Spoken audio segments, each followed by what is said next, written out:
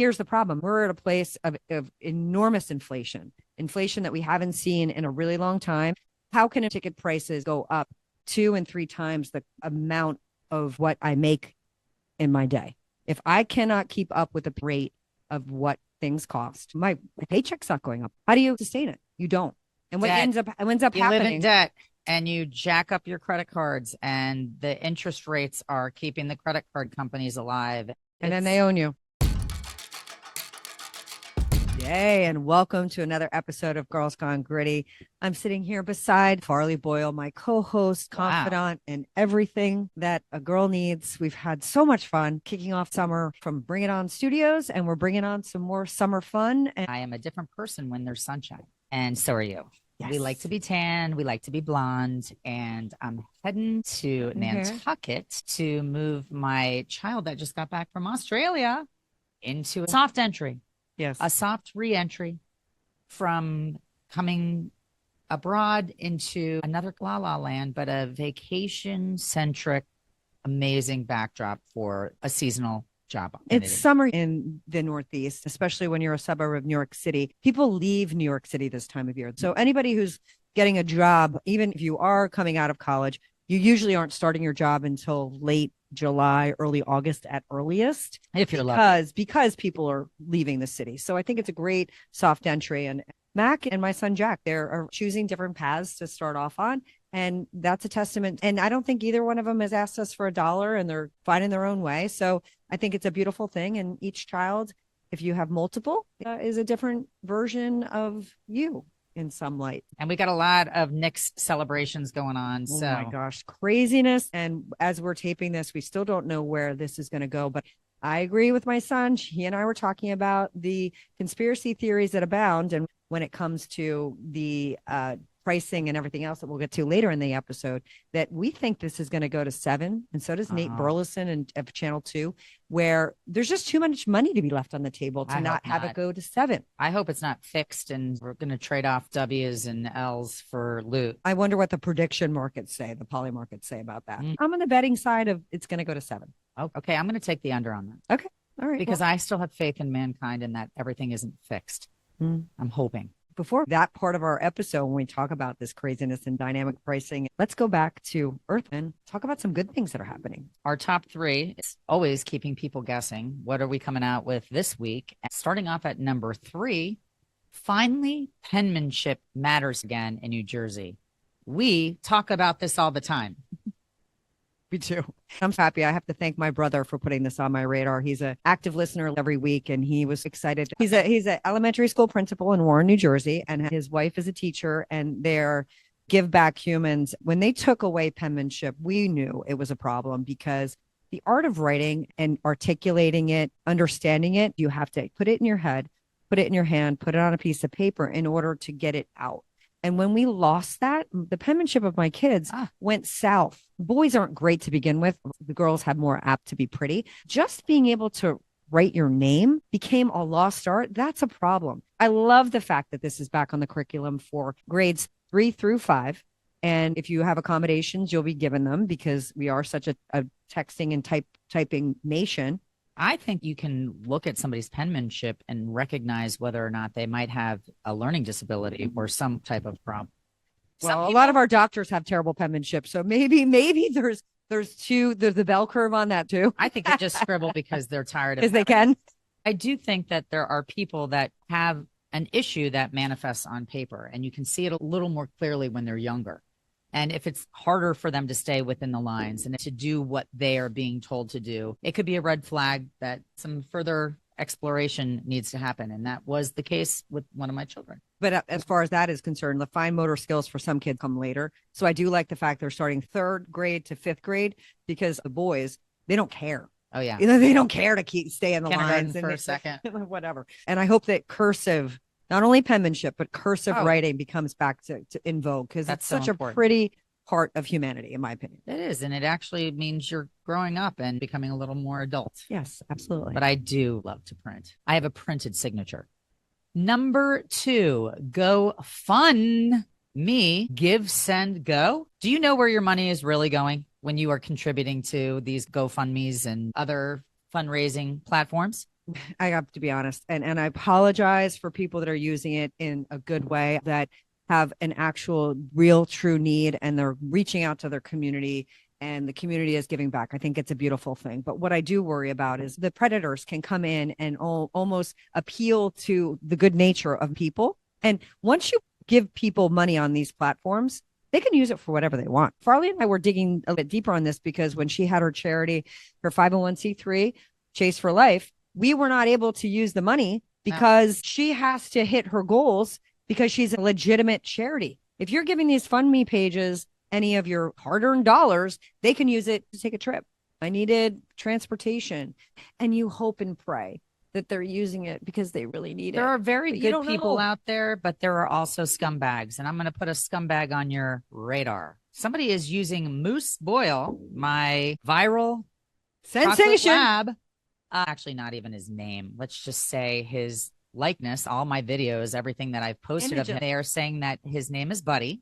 And for those that would like to support his cancer journey, give on GoFundMe and raise money on behalf of Buddy's cancer journey. And he is getting an exceptional amount of looks on TikTok. And I haven't even branched over to TikTok with Moose because Instagram is more than enough for me. He's taking over TikTok as Buddy, the cancer patient. And you have to be careful with these types of FundMe things, especially when we look at what's happening with Moose Boyle. They'll put out a fundraiser for a short period of time, act as if they haven't gotten their goal, take the money and shut it back down. You don't have to hit your goal in order to get the money out. See, I did not know that because my experience was we didn't hit our goal and we didn't get it. Because you were a 501c3 and you have rules and obligations and filings that you have to do. If I'm out there asking for people to donate to me, it's your good faith. Do it in good faith and receive it in good faith. There's a lot of scuttlebutt right now about Carmela Anthony and his family GoFundMe page. It's actually not GoFundMe. It was called GiveSendGo, and it's an international fundraising platform. Why were they, within 2 weeks of him killing another human, seeking funding? Initially, there was a rumor going around that they moved into a gated community in a $900,000 home. They had a $1.4 million ask. They raised $650,000 of that, which they received. The campaign has come down, and they were using it for pre-legal fees and pre-trial needs. Well, yeah. And GoFundMe specifically has a rider where you cannot use it for criminal defense costs, and where this other GiveSendGo would allow is more lenient on that. I don't know at this moment, and taking the Carmelo Anthony verdict and situation out, I don't know how I feel about using it for legal expenses, because in this country, the better legal team you have costs money. And if you are in a situation where you don't have money and you get a crappy attorney, then you're in trouble. They're using a public defender is what I read. We'll have to fact check. And unfortunately, therein lies the problem, because the high-paying attorneys know how to work the system in which we have. So I guess the takeaway on that is be careful who you donate to. Yeah. Check your sources. It could be going towards vacations, and Buddy's having a good time. It's not even Buddy. It's the scumbag behind the soliciting. Well, Buddy doesn't have cancer. Well, the Moose Boyle Buddy does not have cancer, and, just so we're all good. And Truck the dog. He's doing a really good job. Name and image and likeness as well. Yes. He's hopping around. He's still present. So follow Moose Boyle if you haven't.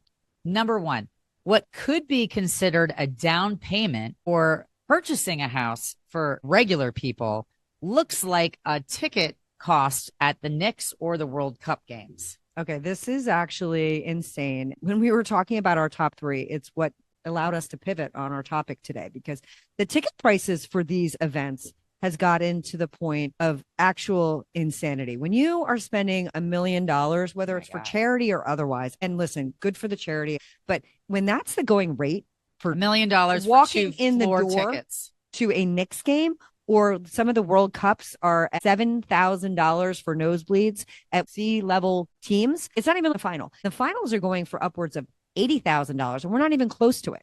So it's just going to continue to tick up, because they're very sneaky about the way they do things, but it does feel very tone deaf to most people watching these games that this is what Hollywood and the royal elite in life are able to spend.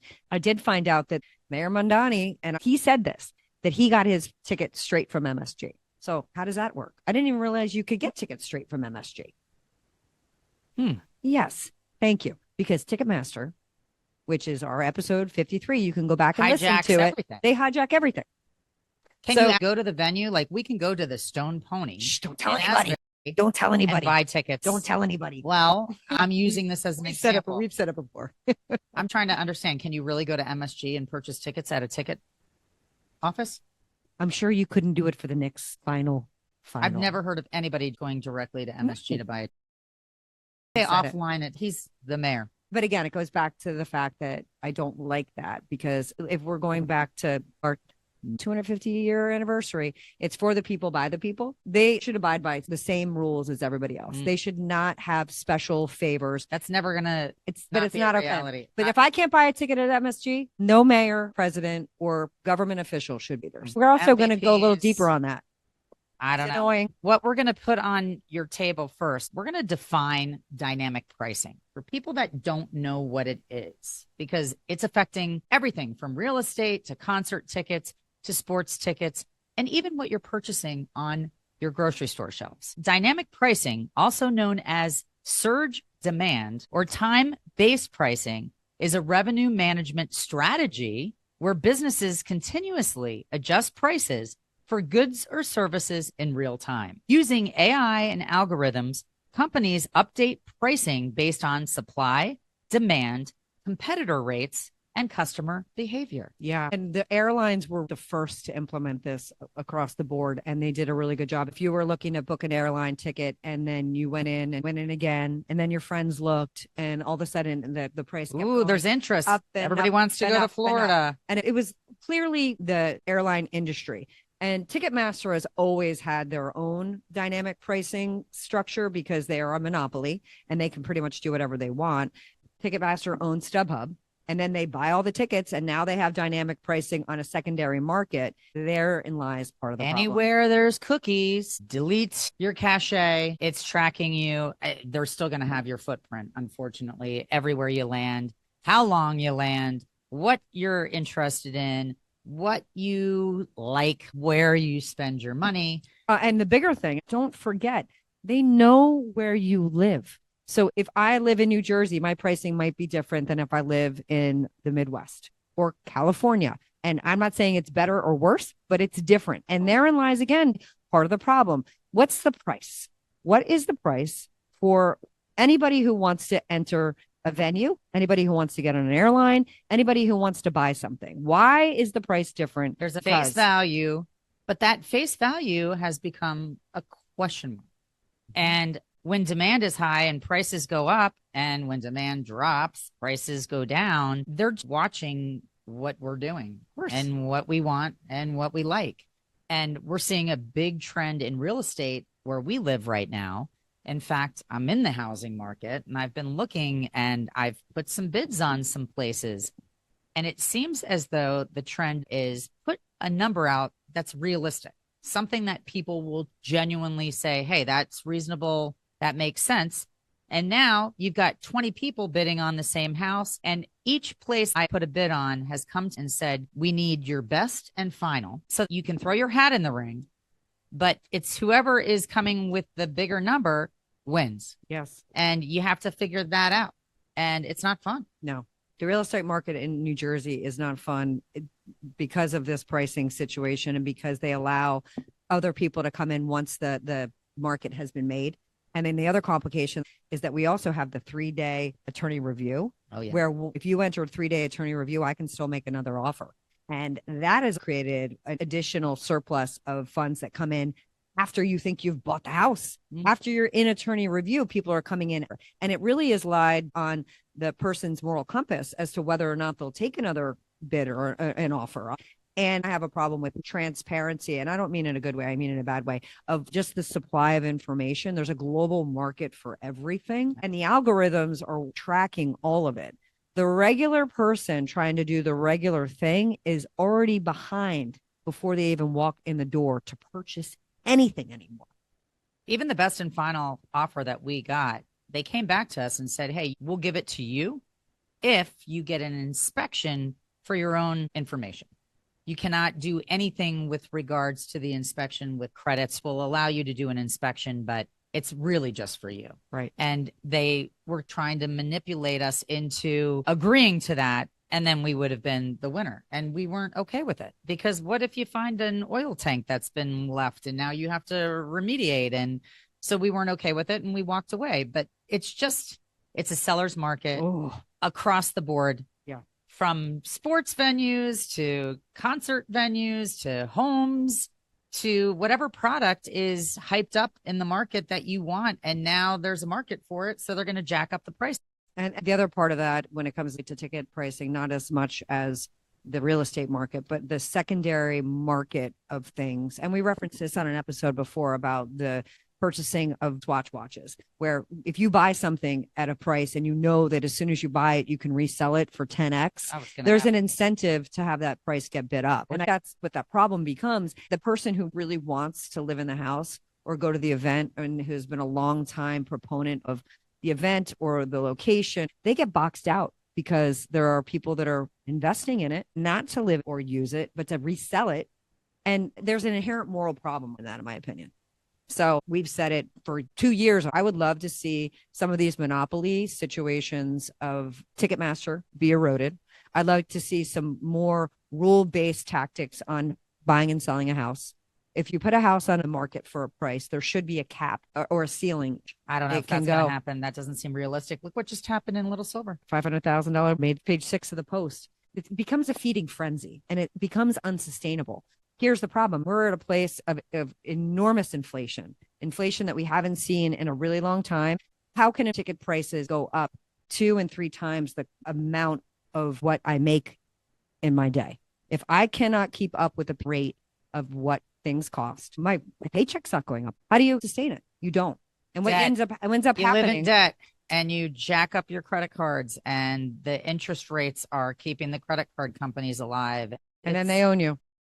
Trying not to live beyond your means has become almost impossible these days. Yeah. When I was growing up, my dad had one credit card, and it was an American Express, and he did not buy anything he couldn't afford, and he paid off his credit card bill in full every month. Mm-hmm. And it was a very practical way of living. And we need to go back to that model of not over-living and extending ourselves because of credit. And it is a broken cycle. However, there's always going to be somebody that's going to buy that house. And there's always going to be somebody that's going to pay that premium for a front row ticket, because there are people that can afford to do these things like that. Well, because of the social media and everything I see, I'm just as valuable as anybody else. I belong to be in that venue. I deserve to be in that house. You're not better than me. And everybody expects to have what everybody else has. And you see it so much more visually than our parents did. Well, that's where the lottery system would be great. Not realistic, but maybe. To wait out online. And we've said that. Or having to actually show vested interest, right? And not just being able to show up with a bag full of cash and that's who wins. I like the fact that at Ohio State, all the students go into a lottery system, as do most colleges, with regards to football tickets and whatnot. So you could be the lucky winner and you get to go to the Michigan-Ohio State game and not pay a premium.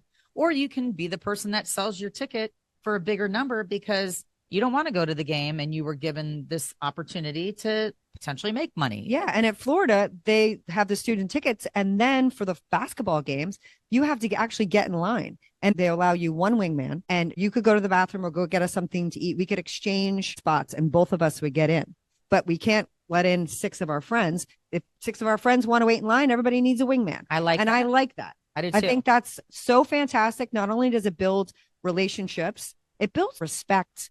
It's become pay to play everywhere. Yes, it has. If you have the funds, then you can make it happen. And there's something to be said about season ticket holders getting the priority. Corporations, you can't compete against corporate dollars and the advertisers and all of that. But the regular person that's living a nice life and working hard should be able to afford the same things on some level. Be able to attend, to go, be able to afford a seat somewhere. Yeah, I agree. And instead of getting priced out. Yeah. And I do think what's going to end up happening, and just because the population has done what it's done, is that we're going to see the growth of all of these sports teams. We're going to see other markets pop up, like the banana baseball situation that seems so ridiculous. And they created this offshoot of baseball that the rules are different and the crowd participates and it's selling out. It's like the Globetrotters. Right. Yeah. But people want to go engage people. It's, community-based, activity-based,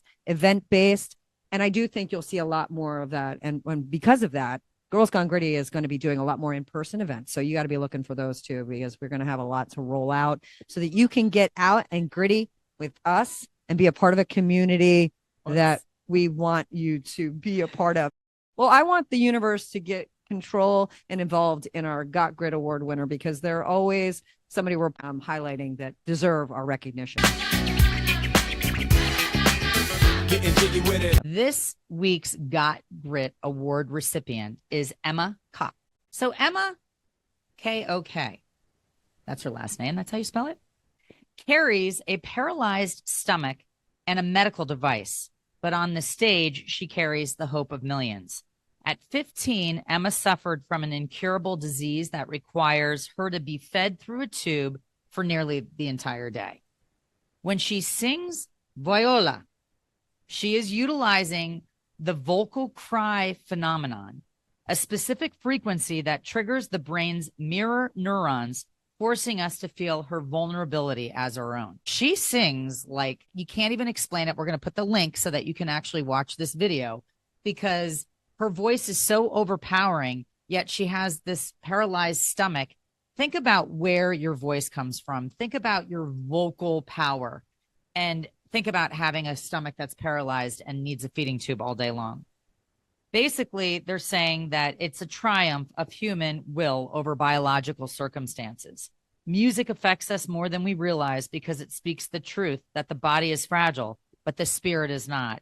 And some songs change people permanently. This is her song. You can see people in the crowd weeping when she sings it. And it's the way that she deals with her set of cards. She gives back to everybody with a magical performance that feels like you're watching the greatest opera singer of all time. You don't even realize you're being transformed by watching this medical miracle happen only when she's on stage. That's incredible. Her voice is just not only iconic, but it's mesmerizing. I can't even put words to how beautiful she is. I never heard of a paralyzed stomach, but never in my life. It's insane. Well, we're going to share the video so that you guys can all be moved.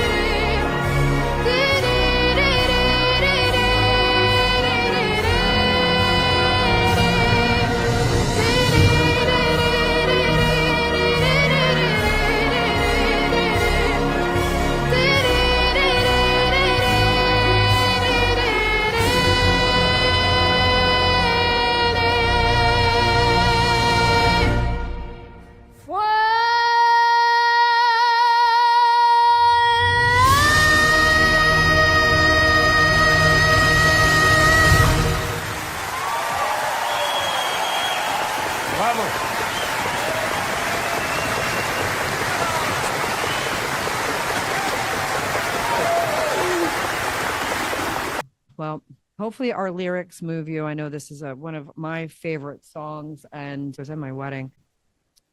I'm going to read a couple of the different groups of lyrics without reading the refrain.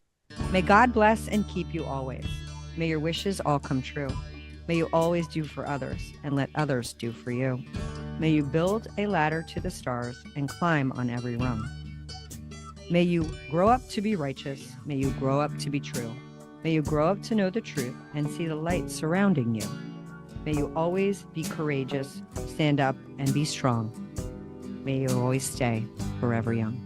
Forever young. I mean, it's really like one of the most beautiful songs. I love that that was in your wedding. Yeah. My mother-in-law danced with my husband with that song. For those of you that don't know, because it's made popular by Rod Stewart, the Bob Dylan version. It's a little bit slower, a little bit less groovy. And a lot of people don't know that it's Bob Dylan that wrote that. He is a beautiful lyricist. Whether you agree with the way he acts politically is another story, but his iconic music is amazing. I think we should all channel Forever Young for the rest of the week. Thank you so much for joining us, and we look forward to getting back in front of you again on Thursday. See ya. Peace out.